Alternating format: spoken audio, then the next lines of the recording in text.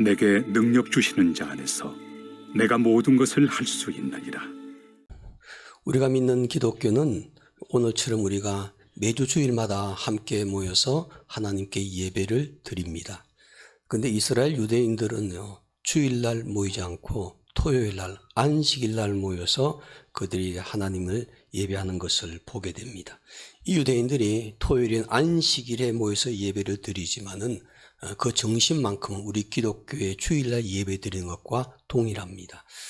우리는 주일날 예배드리는 이유가 있습니다. 안식일은 구약시대 율법에서 정해졌지만은 주일날 우리가 모여서 예배드리는 것은 예수님께서 부활하신 날이기 때문에 그 부활한 것을 기념하기 위해서 초대교회 성도들이 주일날 모여서 함께 예배를 드렸기 때문에 그것이 기독교 교회사의 전통입니다. 그래서 우리는 안식교처럼 토요일날 예배 드리는 것이 아니라 예수님께서 부활하신 바로 그날을 기념하기 위해서 주일날 예배 드리게 되죠. 그러나 정신은 동일합니다. 유대인들은 안식일이 되게 되면요, 회당이나 집에서 늘 세 가지를 점검합니다. 첫 번째는요, 뒤를 돌아보는 일입니다. 지난 한 주간의 삶을 내가 어떻게 살았는가? 내 인생이 지난 한 주간 동안 어떤 일을 경험했고 그 일을 통해서 내가 주변 사람들에게 어떤 일을 영향을 끼쳤는가? 자기 삶을 돌아보는 시간, 바로 뒤를 돌아보는 일입니다. 그 다음에 두 번째는 앞을 바라보는 일입니다. 다시 말하면 한 주간의 삶이 새롭게 시작되기 때문에 그 한 주간의 삶을 내가 어떻게 살 것인가, 긍정적인 마음과 자신감을 회복하고 한 주간의 삶을 시작하게 됩니다. 마지막 세 번째는 하늘 위를 바라보는 것입니다. 하늘 위를 바라본다는 것은 당연히 하나님을 바라보는 것이죠. 하나님을 바라보며 하나님의 능력을 입기를 갈망하는 마음으로 공동체가 모이게 됩니다. 유대인들의 신앙의 힘이 바로 여기서 나오는 것이죠. 그들은 안식일마다 하나님의 능력을 갈망하면서 그 능력을 충전해서 매일매일 하나님의 능력으로 살아가려고 하는 정신을 읽을 수가 있는 것이죠. 그렇다면은 우리는 주일마다 모일 때 어떻게 해야 할까? 주일마다 하나님의 집인 이 성전에 모여서 무엇을 점검하고 무엇을 갈망하면서 예배를 드려야 할까요? 예배는 하나님을 만난 영적 행위입니다. 예배를 통해서 하나님을 만나는 시간, 우리는 하나님의 능력을 갈망하면서 그 능력을 우리의 영혼에 충전해서 한 주간을 우리가 속해 있는 공동체 안에서 선한 영향력을 끼치기 위해서 능력을 행할 수 있는 성도가 되어야 될 줄로 믿습니다. 요즘 시대를 새롭게 확 바꿔놓은 게 있죠. 바로 스마트 핸드폰입니다. 요즘은 핸드폰 안 가지고 있는 사람 없습니다. 거의 다 소유하죠. 심지어 어린이집 간 애들도 핸드폰 갖고 있습니다. 우리보다 더 핸드폰을 잘 활용해요. 핸드폰이 우리의 삶을 바꿔놓았습니다. 우리나라의 최고의 핸드폰, 회사 이름 말씀드리지 않겠습니다. S사의 핸드폰. 사람들이 그걸 갖고 싶어 하죠. 명품 갖고 싶어 하고. 이미 유럽에서는 그 회사 핸드폰이 갖는 것이 부의 상징인 것처럼, 그래서 직장 다니는 첫 번째 월급 받으면 그거부터 먼저 살려고 젊은이들이 줄을 선다고 합니다. 여러분, 핸드폰이 아무리 비싸고 핸드폰이 아무리 아름답고 아무리 최신의 기술을 탑재했더라도요, 이것 없으면은 무용지물입니다.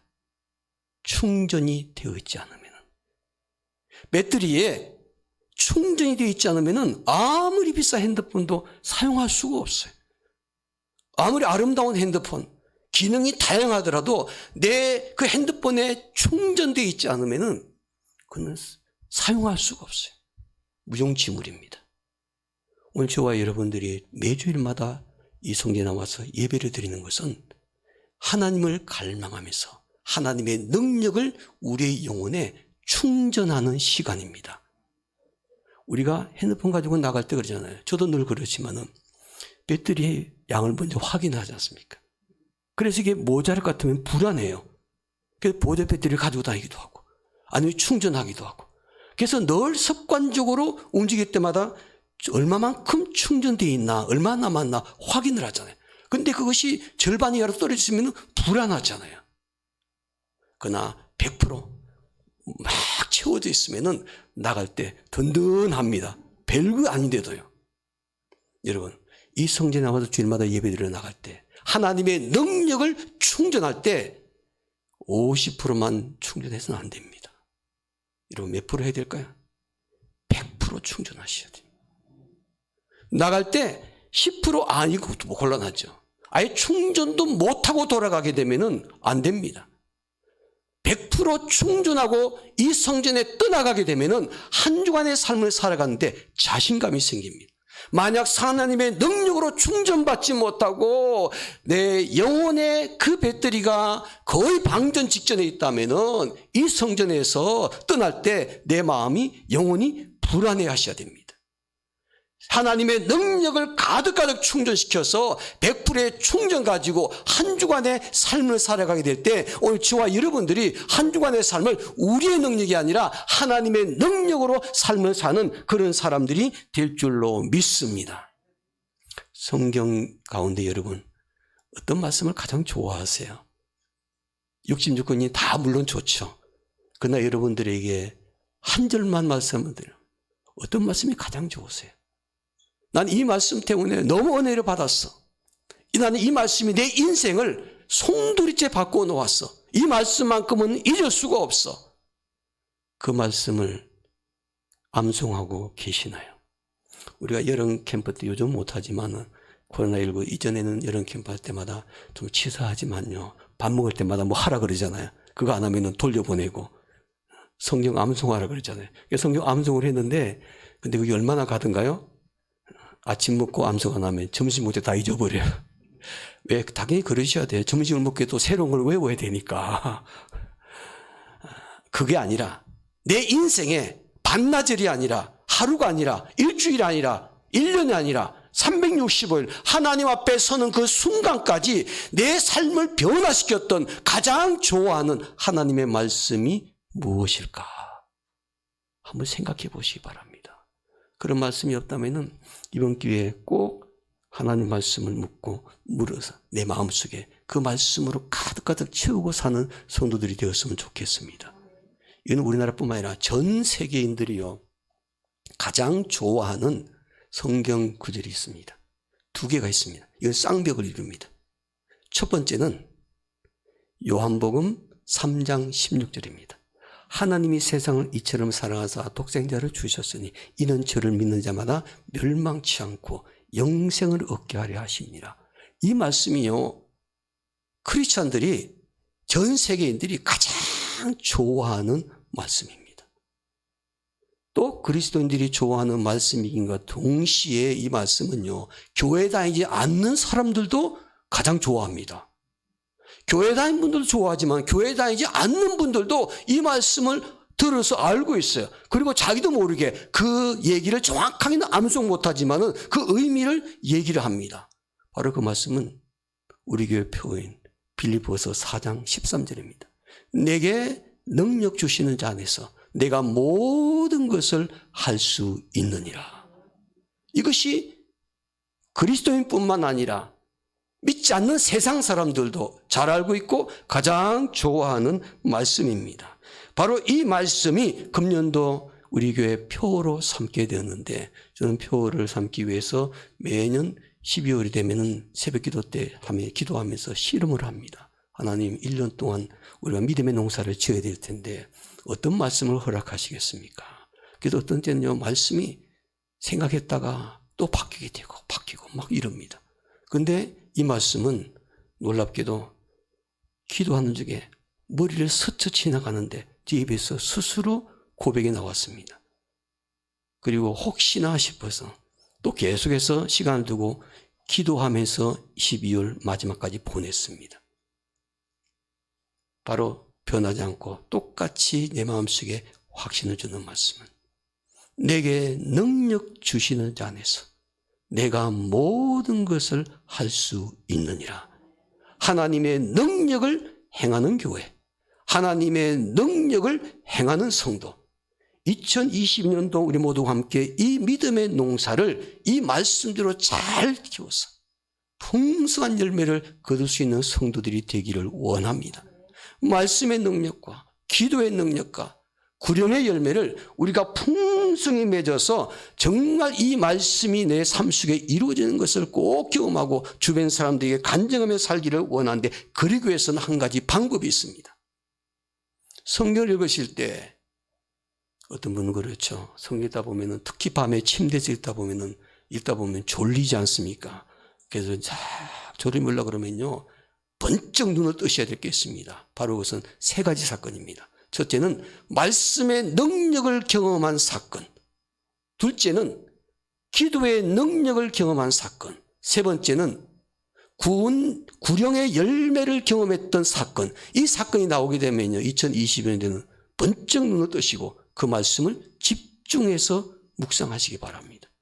말씀의 능력을 경험한 사람이 있다면, 기도의 능력을 경험한 사건이 있다면, 구령의 역사를 경험한 사건이 있다면, 그 말씀 앞에 내 모든 것을 내려놓고 그 말씀에 깊이 몰입을 하면서 그 말씀을 내 삶 속에 어떻게 적용할까, 그리고 하나님의 능력을 행하는 사람이 될까, 이렇게 고민하고 말씀 붙잡고 기도하게 될 때 2022년도는요 능력을 행하는 교회, 능력을 행하는 성도가 될 줄로 믿습니다. 사람들은 누구나 무능한 사람이 되는 것 원하지 않죠. 누구나 다 능력 있는 삶을 살고 싶어 합니다. 그러나 모든 사람들이 다 능력 있는 삶을 사는 것은 결코 아닙니다. 어떤 사람은 능력 있는 삶을 살지만은 어떤 사람은 무기력한 삶을 살고 있는 것을 볼 수가 있습니다. 사하라 사막에 뱀잡이 수리가 있다는 거 제가 말씀드리지 않습니까? 이 뱀잡이 수리는 그야말로 뱀을 잡아먹는 조류입니다. 맹금류입니다. 독수리과입니다. 근데 이 새가요, 한 마리 잡으면 값이 너무너무 비쌉니다. 이거 한 마리 잡으면 내가 로또에 당첨됐구나 라고 사람 생각할 정도로 이 새를 사람들이 귀하게 여깁니다. 근데 이 뱀잡이 수리가요, 사막 위로 확 나르다가 갑자기 땅에 뱀이 있다든지 아니면 두더지 같은 게 있으면요, 쏜살같이 비행을 해서 땅에 막 낚아채가지고 그것을 입에 꽉 물고 식사를 합니다. 그런데 그걸 가만히 지켜볼 게 아니죠. 맹수가 그걸 보는 순간 내 음식을, 내 먹이를 빼앗아 갔다라고 생각하기 때문에 그 뱀잡이 수리를 공격하기 위해서 맹수가 달려옵니다. 그럼 뱀잡이 수리는 깜짝 놀라는 거예요. 그래서 피하는데 어떻게 피하냐면, 그러만 나서라 그러면서 막 도망을 갑니다. 근데 이 새가요, 바보예요, 바보. 그리고 위기에 처하면 어떻게 됩니까? 자기는 날개가 있기 때문에 날아가야 되지 않습니까? 그러면 맹수가 날 수가 없으니까 안전하게 피할 수가 있는데, 이 바보 새가 그냥 날지도 않고 계속해서 다른 길에 갑니다. 결국은 맹수의 먹이가 돼버리고 맙니다. 날 수 있는 능력이 있는데 그 능력을 순간적으로 잊어버린 거예요. 날짐승이 뛰어봐야 얼마나 빨리 뛰겠습니까? 여러분, 오늘 우리 저와 여러분들이 하나님께서 우리에게 무엇을 달아주신다면요, 믿음의 날개를 달아주셨어요. 모든 성도들에게 믿음의 날개를 달아주셨어요. 우리가 어려운 상황에 처하게 되면은 그 날개로 날아오르라는 것입니다. 그 날개의 능력을 잊지 말고 살라는 것입니다. 그런데 안타깝게도 성도들 가운데 어려운 문제에 처하게 되면은 그 믿음의 날개가 나에게 있다는 것을 까마득하게 잊어버리고 힘들어합니다. 믿음은 있는데, 능력은 있는데 그 능력을 행하지 못하고 사는 것이죠. 평상시에는 무척 믿음이 좋은 사람처럼 보이는데 실제 상황 속에서 그 믿음의 능력을 행해야 될 위기에 처하게 되면은 아주 무기력해가지고 휘청거리고 사는 성도들을 볼 수가 있습니다. 여러분 요즘 어떤 삶을 살고 계십니까? 능력 있는 삶입니까? 아니면 무기력한 삶을 살고 있습니까? 그리스도인은 능력 있는 삶을 살아야 하는 줄로 믿습니다. 왜냐하면 하나님께서 우리 모두에게 하나님의 능력을 주셨기 때문이에요. 우리가 하나님의 능력을 받지 못했다면은 무기력한 삶을 살 수밖에 없지만은 하나님께서 이미 우리에게 능력을 주셨기 때문에 믿음의 능력 그 날개를 주셨기 때문에 그것을 활용하면서 살아야 되는 것입니다. 능력의 하나님을 모시고 사는 성도들은 능력 있는 삶을 살아야 되지 않겠습니까? 전능하신 하나님은 하나님의 자녀들이 무기력한 삶을 사는 것을 원하시지 않습니다. 그래서 하나님은 이사야 선지자를 통해서 이렇게 말씀하십니다. 피곤한 자에게는 능력을 주시며 무능한 자에게는 힘을 더하시나니. 전능하신 하나님은 피곤한 자에게 능력을 주십니다. 무능한 자에게 힘을 더하신다고 말씀합니다. 그러므로 하나님의 자녀인 우리들은 하나님께서 부어주신 하나님의 능력으로 삶을 사는 성도가 되어야 될 줄로 믿습니다. 여러분 기억하실지 모르겠습니다. 1979년에 전 세계적으로 깜짝 놀랄 일이 있었습니다. 어떤 일이 벌어졌냐면요. 이란 테헤란에서 미국 대사관에 미국인들이요 인질로 잡히는 사건이 있었습니다. 미국 사람들은 자기 국민들이 자국민들이 인질이나 그렇게 잡혔으면 참지 못하지 않습니까? 이란 그 미국 대사관에 대학생들이 난입을 해가지고 그 대사관과 대사관 가족들을 민간인들을 다 볼모로 잡고서 미국에 요구한 사건이 있습니다. 전 세계적으로 큰 화제가 되었던 사건이었죠. 그 당시에 외교관과 그의 가족이 52명이 인질로 잡혔습니다. 그리고 그 인질로 잡힌 기간이 장장 15개월이었습니다. 1년하고도 3개월이 갔습니다. 이것은요 미국 역사상 가장 치욕스러운 일입니다. 미국 역사상 자국민들이 해외에서 인질로 잡힌 가운데 가장 긴 시간이었습니다. 그게 외교관과 민간인들이 있으니까 전 세계에서 주목을 했습니다. 미국이 힘이 대단한데 정보력도 대단하고 군사력도 대단한데 어떻게 저 52명의 인질을 구출해낼 수 있을까? 구출은 하긴 하겠지만은 몇 명이나 희생이 될까? 전 세계가 숨을 죽이고 그것을 지켜보고 있었습니다. 그때 미국에서는요 자존심이 걸리는 문제였습니다. 어떻게 해서라도 인질 52명을 빨리 구출하기 위해서 비밀리에 CIA에서 국방부와 함께 작전을 펼쳤습니다. 그 작전이 뭐냐면요 미국 내에 있는 초능력자들을 다 찾았습니다. 초능력자들을 수배를 해가지고 그들을 직업군유로 만들었습니다. 그리고 국방부 한 지역의 비밀스러운 장소의 벙커에다가 그 사람들을 딱 같이 합숙을 하면서 그 사람들이 자기의 초능력을 발휘할 수 있게끔 계속 지원하면서 훈련시켰습니다. 그 사람들이 뭘 했냐면요 초능력을 발휘해가지고 지금 이란 테헤란에 있는 미국 대사관의 포로들이 인질들이 어떤 상태에 있는가, 지금 어느 방에 있는가, 이들이 건강 상태는 어떤가, 그리고 만약 구출하러 간다면 어느 길로 들어가야 되는가, 그 상황들을 직접 볼 수가 없으니까 그 초능력자들의 그 능력을 빌려가지고 구출 작전을 하려고 비밀리에 준비를 하고 있었습니다. 그런데 이 사건이 어떻게 알게 됐냐면요 계속 비밀리에 붙여지는데 최근에 이제 그 비밀 서류가 해제되는 그 시점이 됐기 때문에 그걸 공개해 보니까 그런 일이 있었다는 거죠. CIA와 미 첩보기관이 총동원해가지고 군사적으로 훈련된 사람이 천리안 작전이라고 하고 이것을 찾아내려고 했습니다. 이 사람들이요 계속해서 정보를 제공했습니다. 그 보고서에 의하면요 해제된 보고서에 의하면은 이런 내용이 나옵니다. 그 초능력자들이 모여서 그것을 다 해가지고 데이터를 수집해갖고 보고한 내용은 60%는 틀리고 40%만 비슷했대요. 그래서 결국은 돈을 엄청나게 쓰고도 그 정보를 활용하지를 못했다.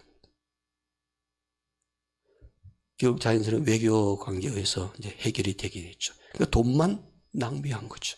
초능력자들을 모아서 그들의 능력에 힘을 빌렸지만은 그들도 인간인지라 한계점이 있었습니다.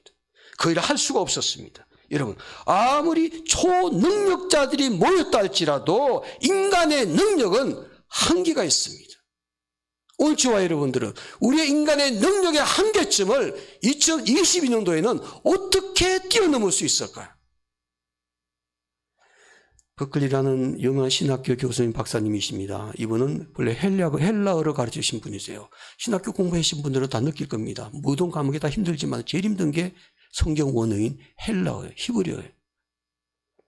근데 이분이 그 교수로 재직할 동안에 자기 수많은 제자들 가운데 최고의 학점을 받은 학생이 있었습니다. 그 학생은 절대로 이 교수님이 은퇴할 때까지 잊을 수가 없다고 그랬습니다. 왜냐하면 그 학생이 시각장애인이었기 때문이었습니다.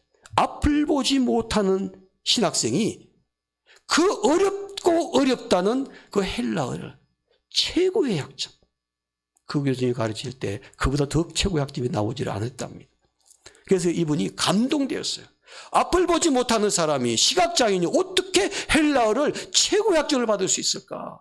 그래서 이분이 그 학생 졸업할 때 불러가지고 물었답니다. 학생, 어떻게 앞을 보지 못하는데 헬라어를 그렇게 최고의 학점을 받을 수가 있었나? 그 비결이 무엇인가? 그때 이 학생이 성경 말씀 한 절을 교수님 앞에서 암송을 하더랍니다. 어떤 말씀이겠습니까? 내게 능력 주시는 자 안에서 내가 모든 것을 할 수 있느니라.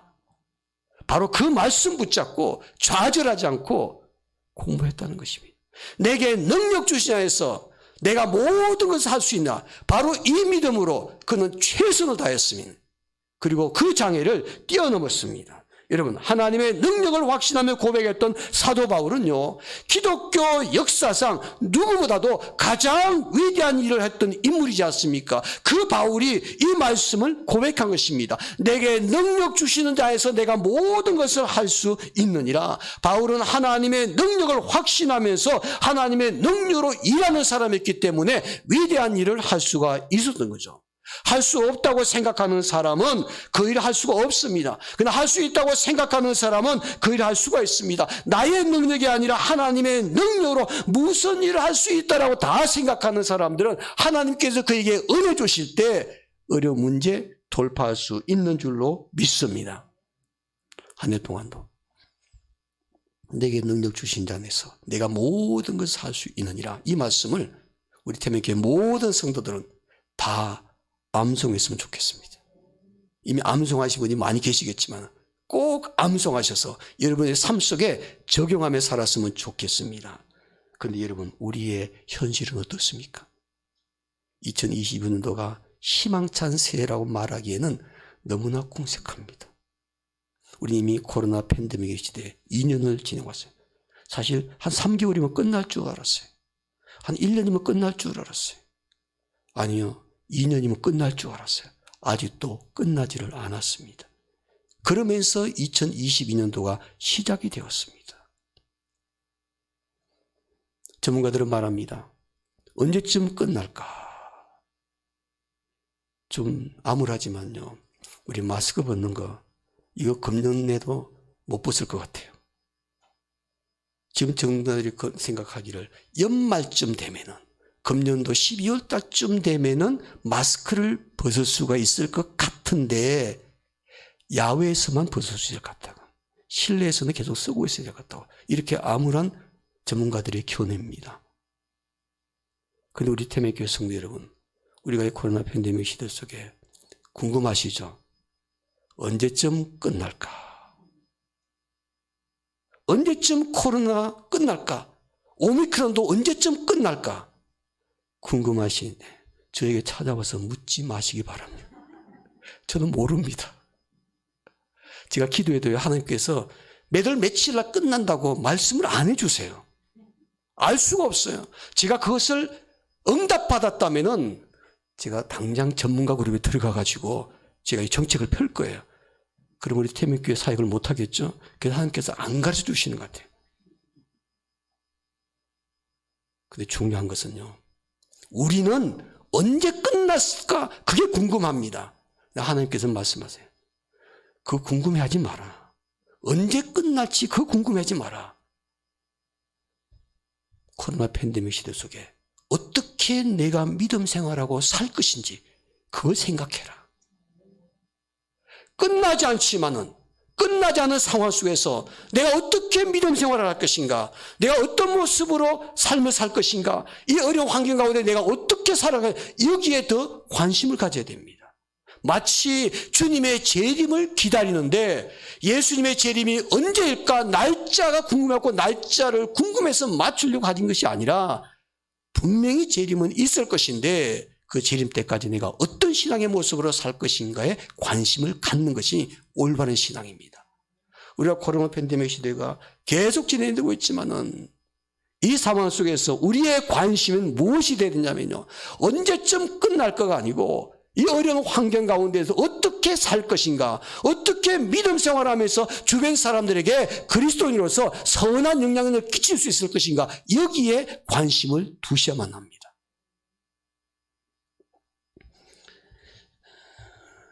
사실 이 코로나 팬데믹 때 가장 큰 타격 가운데 하나가 자영업자도 그렇지만은 우리 교회에 다니는 성도들입니다. 교회입니다. 그 이유는 뭐냐면은 역사 속에서 기독교의 그 이미지가, 사회 반응이 이렇게 냉담하고 이렇게 추락하기는 처음입니다. 기독교가 박해받던 로마 시대 때도 이러지를 않았습니다. 기독교의 그 이미지가 완전 추락하고, 그리고 많은 사람들에게 칭송받기보다는, 부름의 대상이보다는 오히려 비판의 대상이 되고, 심지어는 조롱거리가 되는 일도 많이 있었죠. 우리 현실은 그렇습니다. 2022년도에 달라지질 않습니다. 그럼 우리가 어떻게 해야 될까? 그러기 때문에 빌립보서 4장 13절 말씀이 필요합니다. 이럴 때일수록 우리는 어떻게 해야 될 것인가? 언제 끝날지 날짜를 궁금해 기다리는 것이 아니라 어떻게 살 것인가? 이 코로나 팬데믹 시대가 계속 진행 상황 속에서 어떻게 살 것인가? 바로 그것은 능력을 행하는 성도로 사는 것입니다. 우리의 능력을 세상 사람들에게 보여주셔야만 합니다. 그리스도인으로서 어떻게 살고 있는지 우리의 능력을 세상 사람들에게 보여줘야 되고, 우리 교회가 작지만은 세상 속에서 어떻게 믿음 생활하는지 교회의 역할을 그들에게 보여줘야만 합니다. 성도들이 말씀 붙잡고 말씀의 능력으로 삶을 살아가는 그 감동적인 모습을 세상 사람들에게 보여줘야 되고, 우리가 어렵고 힘들 때 기도했을 때 기도 응답받고 기도의 능력을 경험했던 것을 세상 사람들에게 보여줘야 되고, 이 상황 속에서도 우리의 영혼을 구원하는 그 능력을 세상 사람들에게 보여줄 수 있는 그런 교회가 되게 될 때 교회 이미지가 달라지게 될 것입니다. 오늘 저와 여러분 모두가 함께 하나님의 능력을 행하는 한 해를 꼭 보내게 되기를 원합니다. 그래서 우리 모두가 함께 우리의 삶의 공동체, 믿지 않는 사람들과 함께 직장생활하는 그곳에서도 내가 말씀의 능력으로 사는 것을 보여주고, 기도의 능력으로 문제를 해결하는 것을 막 보여주고, 영혼을 구원하는 모습을 막 보여주고, 그렇게 될 때 우리 교회가요, 그 이미지를 회복할 수가 있습니다. 아무리 지금 상황 속에서 돈 많이 퍼주고 베풀어도요, 그렇게 우리가 돈 쓴 것만큼 그 이미지가 올라오질 않습니다. 실제 우리의 삶을 통해서 이미지 제고를 하셔야만 합니다. 그러기 위해서 하나님께서 우리에게 이런 말씀을 주셨다고 믿습니다. 우리는 어려운 환경 가운데, 그래 실제로 그 어려운 환경 가운데 있을 때 무엇이 필요할까요? 여러분, 우리는 이렇게 생각합니다. 우리가 말씀대로 살려고 할 때 우리가 처한 그 1년 동안 환경이요, 그 말씀대로 사는데 참 좋은 환경이면은 참 좋겠다는 생각이 있습니다. 저도 그렇죠. 믿음 생활하기에 좋은 환경일 때 말씀의 능력도 경험하고 기도의 능력도 경험하고 구원의 역사도 경험하고 말이죠. 여러분, 그런데 하나님의 능력을 드러낼 수 있는 가장 좋은 때가 언제인 줄 아십니까? 가장 어려운 때입니다. 가장 힘든 상황에 처했을 때 바로 하나님의 능력을 보여줄 수 있는 기회라는 것입니다. 하나님께서 우리에게 말씀해요. 너희들의 능력을 보여달라. 그 하나님의 능력을. 모세도 그렇게 살았습니다. 오늘 저와 여러분들도 그렇게 살아야 되고 바울도 그렇게 살았습니다. 저와 여러분이 그렇게 살아야만 합니다. 2022년도는 하나님의 능력을 행하는 성도, 능력을 행하는 교회로 꼭 세워지게 되기를 원합니다. 마지막 예화 드리고 말씀 마무리 짓습니다. 적극적인 사고방식이라는 그 명제를 가지고 전 세계 사람들을 감동시켰던 노먼 빈센트 필 박사라는 분이 계시죠. 이분은요, 지금 사진 나오죠. 이분입니다. 아주 인상이 참 인자하게 생기셨습니다. 참 이 인생 보면요, 딱 목사님 같이 생겼습니다. 목사님이십니다. 이분이 책을 쓰셨습니다. 이분이 긍정적인 사고라는 방식의 책. 저 책 하나가요, 전 세계 42국에 2,400만 명의 영혼을 바꿔놓았습니다. 저 책을 쓰고 난 다음에 베스트셀러가 되었습니다. 읽은 분들도 많이 계실 거예요. 낙심하고 좌절하고 인생을 포기하고 나는 안 돼, 실패를 경험하고 이런 사람들이 저 책을 읽고 막 힘을 얻고 위로를 받고 그리고 도전하고 그래서 큰 역사를 이룬 그런 책입니다. 그런데 이 책뿐만 아닙니다. 이분이 그 외에도 많은 책을 써요. 인생 항로라는 책도 쓰고 그 책들이요, 쓸 때마다 많은 사람들의 영혼을 울렸습니다. 영혼을 바꿔놓았습니다. 그렇게 대단하셨던 분이십니다. 그분이 주장했습니다. 뭐든지 간에 일을 할 때 일이 잘 안 되지 않습니까? No, 안 됩니다. 그러면 주저앉아야 될까요? 그건 이분은 아니라고 말합니다. 어떻게 되나? No, 그걸 뒤집으라고 말합니다. 뒤집으면 뭐가 됩니까? On. No, 아니요 그랬는데 그걸 뒤집으니까 On. 된다는 것입니다. 이분은 끊임없이 그 내용을, 이분의 열쇠가 뭐냐? 믿음의 능력으로 도전하라는 것입니다. 세상 사람들은 단순하게 긍정적 사고방식이 아니라 믿음의 날개를 가지고 믿음의 능력으로 그 문제에 도전할 때 안 되는 것이 가능하게 된다는 것입니다. 이분이 목사님이기도 했지만은요, 사실 목사가 되기 전에는 다른 꿈이 있으셨어요. 그 꿈은 유명한 신문사의 기자가 되는 꿈이었습니다. 언론인으로서 영향을 끼치고 싶은 그런 마음을 가지고 있는 분이셨습니다. 그래서 이분은 젊었을 때부터 준비를 했습니다. 무엇이든지 내가 하면 된다. 나는 가능하다. 나는 할 수 있다. 이런 긍정적인 마음을 가지고 그런 신념과 확신에 가득 차서 살았습니다. 그러면 그는 대학에 입학하자마자부터서 학점 관리를 잘했습니다. 학점이 뛰어났습니다. 또 취직을 하기 위해서, 그 신문사에 들어가기 위해서 준비를 철저하게 하면서 사회 봉사도 열심히 했습니다.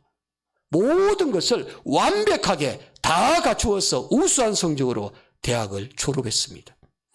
그리고 이제 그분이 원하는 신문사 원서를 제출하면은 내가 신문사를 골라갈 수 있다고 생각했습니다.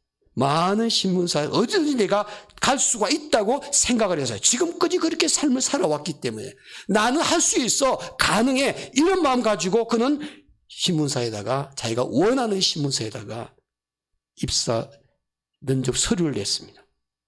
그랬더니 이제는 제출하고 난 다음에 자신만만했어요. 당연히 합격을 할 것이라 믿고 합격 통지서만 오기를 기다리고 있었답니다. 드디어 기다리고 있던 그 우편물이 도착했습니다. 잔뜩 기대감 마음으로 우편물을 딱 열어보는 순간 그는 소스라치게 놀라고 말았습니다. 거기에는 이런 글이 적혀 있었답니다. 당신은 신문 기자가 될 자질이 없는 사람으로 판정되었습니다. 그래서 우리 신문사에서는 당신을 채용할 수 없음을 통지합니다. 한마디로 불합격이라는 거죠. 당신은 신문사의 기자가 될 자격이 없습니다.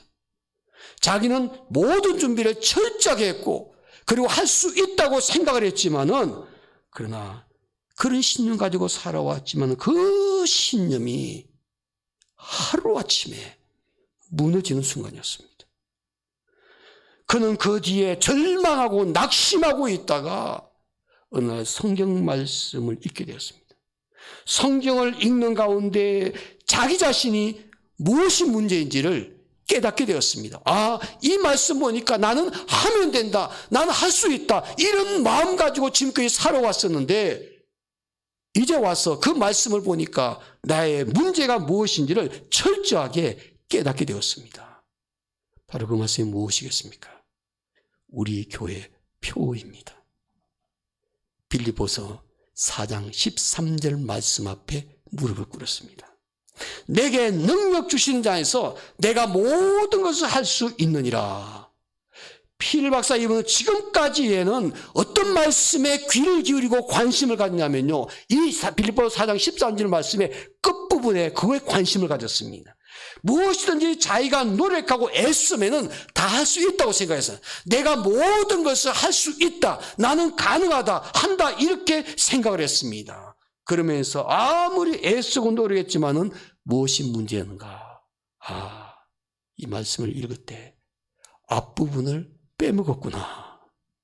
내게 능력 주시는 자 안에서 이 말을 생각하지 못하고 내가 모든 것을 할 수 있느니라 이 말씀에만 집중하고 애를 쓰고 노력했는데 되질 않았습니다. 철저하게 뉘우치고 깨달았습니다. 자기의 생각과 마음을 고쳐먹었습니다. 그래서 실패 앞에 좌절하고 있던 사람이 다시 힘을 얻었습니다. 다시 일어났습니다. 예수님 안에서 하나님이 부어주시는 그 능력으로 삶을 살게 될 때 내가 모든 것을 할 수 있다는 이런 믿음을 갖게 되는 순간 이분이 진로를 바꾸었습니다. 그 하나님의 능력을 덧입고 싶어서 모든 것 다 내려놓고 신학교에 진학을 했습니다.